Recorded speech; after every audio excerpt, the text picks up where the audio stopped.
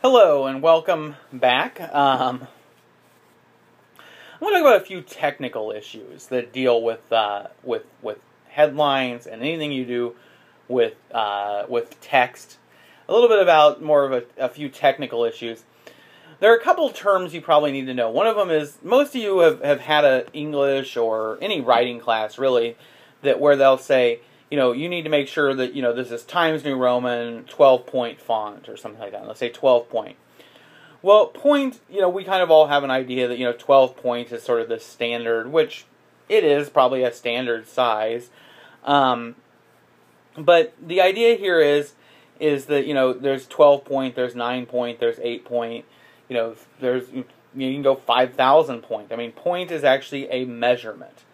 The measurement of a point is actually 1/12 of a pica, okay? And that's another unit of measure. And a pica is 1/6 of an inch. So a point is 1/12 of a pica, and a pica is 1/6 of an inch. And so a point is also 1/72 of an inch is what a point is. And so if you do something in 12-point font, that means you're doing it basically at 1 pica, which is 1/6 of an inch. So you're doing 12/72 of an inch, or 1/6, or 1 pica, which is 1/6. And so if you do something at 24-point font, you're doing it at 2 picas, or 2/6, or 1/3 of an inch. And the basically the size is, the idea of that basically, from like a capital like letter F or a capital letter O, capital letter K, any basic capital letter, is going to be that height. So 12 points means from the top of it to the bottom of it is going to be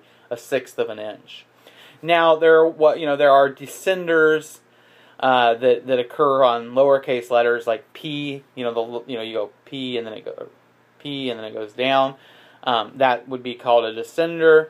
Ascenders would be things that go above it. And so basically, those are things that are additional. Additional spacing in that's not part of the original 12-point font. The 12-point is really talking about from the top to the bottom of the capital letters. If you remember in grade school, you'd have these 2 lines with this little dotted line down the middle, and you'd have to practice making letters. That's the space of the 12 points or whatever.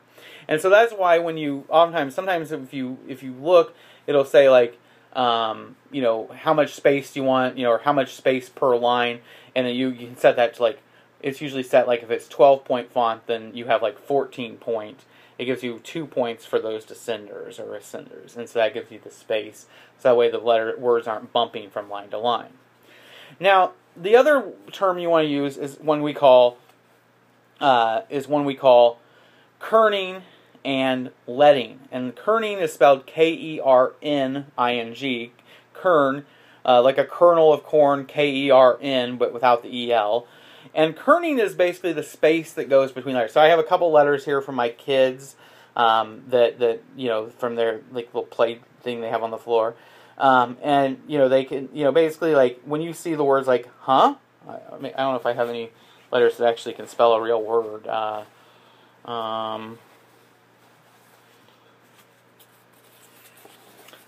Up, okay, that's a real word, okay, and so. When you see this word up, these words sit there on a page like this.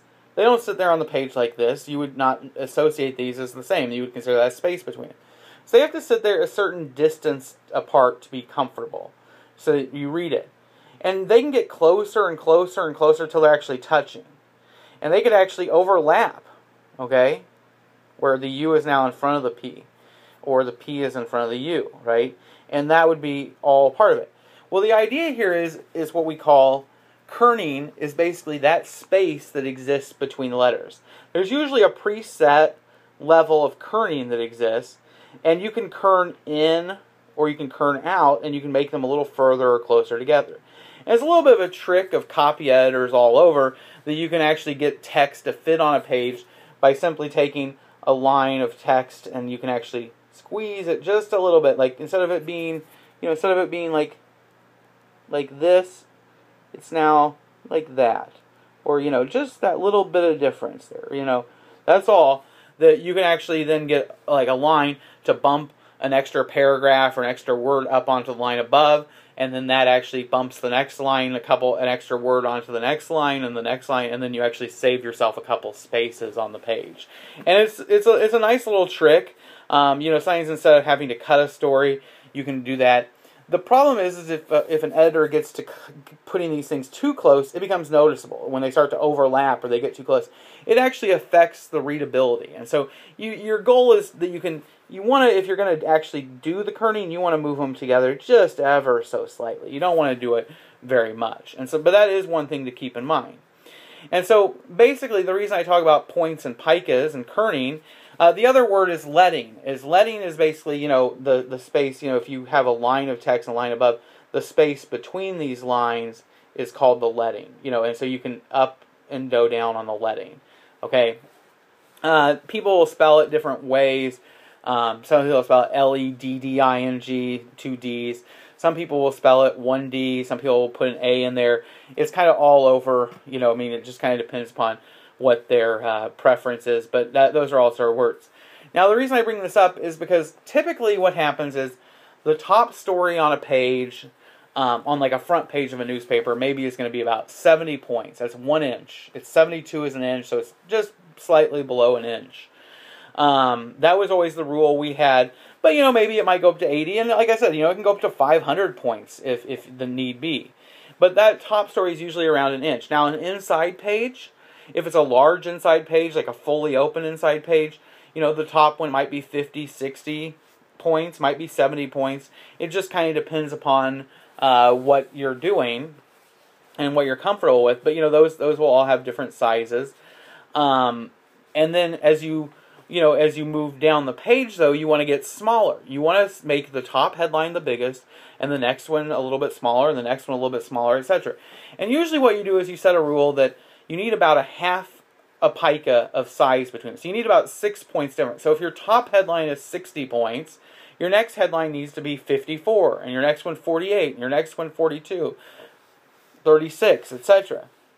And when you get towards the bottom, maybe a couple of them can be the same size, but really they shouldn't. But I mean, if you have like 7 headlines on a page, you want to have enough variety to do it. Now you can make them more than 6 points, but if you go less than 6 points of difference in size, you're going to run into a problem. Now, why is this important? Well, because you start with the top headline at 70 points, or let's say you have an inside page and you decide to start it at 55. And your next one, you decide, it fits perfectly at 47. Fine. It's at least 6 points smaller, so what if it's more? Well, then suppose you have an inside page that's wide open, and it has room for 7 headlines. Well, now you've got the next headline, if you follow the rules, at, what did I put that one at? I put it at 47, 45, something like that. Next one's got to be down close to 40. Next one's got to be close to 34, 28. And you start getting down there, 22, and then 16.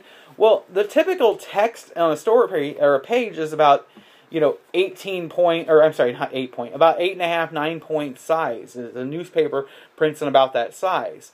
And so you start getting down close to what the size is of the actual newsprint, and the headlines aren't really headlines. They're really just a little bit bigger story text or body text. And so what happens is that, you have to start off with a headline big enough that it's going to be able to slowly work your way down. And the other key is you want them to be about 6 points in size difference. The other thing to keep in mind about headlines is there's a thing called serifs and sans serifs. Serif is spelled S-E-R-I-F. S-E-R-I-F. And sans is where you put the word sans, S-A-N-S, in front of the word serif. So it's sans serif. Now a serif is a word, and then sans means not. So it means not serifs. And a serif is basically, sometimes you'll see letters, like if you do Times New Roman, you have a letter like this. It'll have like what we sometimes, like a little line down here across the bottom. Just a little itty bitty line. Just a couple little notches off of it. Now this one is what we call sans serif. It doesn't have any of those little notches. A U at the top would have a couple little lines coming off to the side on a Times New Roman. It wouldn't be flat across the top. L would have a little line here at the bottom and a little line across the top. And those are what we call serifs. Why do they do it? Well, part of it's just typography. But the other thing is is what they have found is they found that serifs actually improve readability over the long term. When you're reading a long block of text, serifs actually make your eye more comfortable and help in the reading process. But the problem is, so why don't you put serifs on everything? Well, the other thing is serifs also make it difficult to read really small text because you've got all these other little fuzzy little lines. And so if you get the text too small, serifs become problematic. So like when you have a box of like scores that are really small, what they call agate in sports, they take the serifs off. They use a serifs-free like Arial is a font, and they use something like that in order to make it more readable.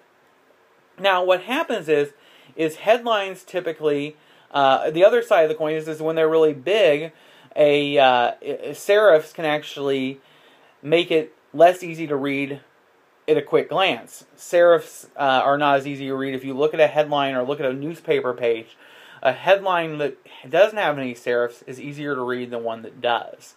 And so the serifs are on there, are taken off usually on headlines as a way to make it easier for people to read as they glance down the page. They see it, it stands out, the words are easier to read quickly.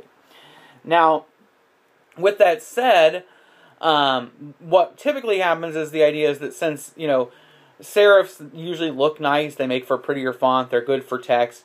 Usually what happens is if it's a soft story or a story that's, kind of just a fun story, something like, a health story or a religion story or something that's not like, 14 priests arrested or something like that, or, murdered or whatever, that because it's in that, it's not a news story, it's just, church holds Bible school. Well, then that kind of headline is going to be one in which you probably would go ahead and put serifs on it because you'd want something nicer.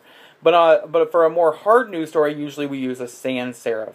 And so the difference in headline styles is you have serifs and sans serifs. Headlines oftentimes are kerned a little closer than text because it works, that you can run them a little bit closer and you can get larger words that way. You can stretch them and stuff. But the key is that, you kind of also, one of the things you have to keep in mind is point size. The kerning, you can kern a headline a little bit, but not a lot to get a word in. And then you need to keep in mind that you need to pay attention to whether or not they have serifs or sans serifs. And those sizes and the amount of characters you can get on a line is going to vary based upon the type of typography, the type of font you are using. And so, but those are the differences in why you use them.